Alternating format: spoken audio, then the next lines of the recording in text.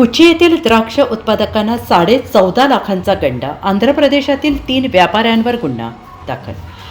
कवठेमहांकाळ तालुक्यातील कुची येथील 3 शेतकऱ्यांकडून द्राक्षमाल खरेदी करून 1 महिन्यात पैसे देतो असे सांगून आंध्र प्रदेशातील व्यापाऱ्यांनी लाखो रुपयांची फसवणूक केल्याची घटना उघडकीस आली आणि याबाबत कृष्णदेव पंडित डुबोले वय वर्ष 49 राहणार कुची या शेतकऱ्याने कवठेमहांकाळ पोलीस ठाण्यात फिर्याद दिली.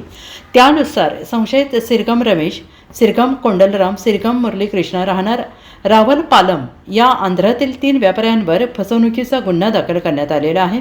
पोलिसांनी दिलेली माहिती अशी की संशयित आरोपी सिरगम रमेश, सिरगम कोंडलराम आणि त्याचे वडील सिरगम मुरली कृष्णा यांची आंध्र प्रदेशात रावल पालम येथे साई फ्रूट कंपनी आहे. फिर्यादी कृष्णदेव पंडित डुबोले यांच्याशी 2022 ओळख झाली.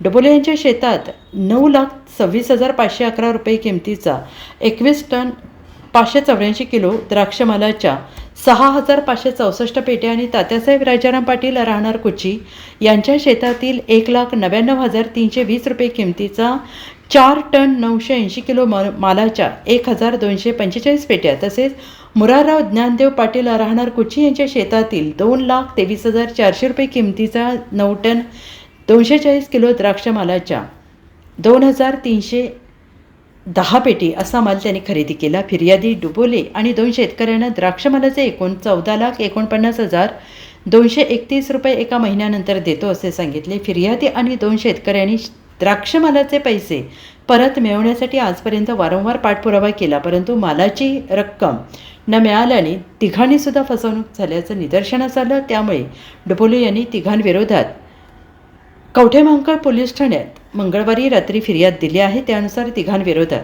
फसवणुकीचा गुन्हा दाखल करण्यात आलेला आहे. कवठेमहांकाळ पोलीस तपास करत आहेत. Bureau report SBN Marathi, Kavathemahankal.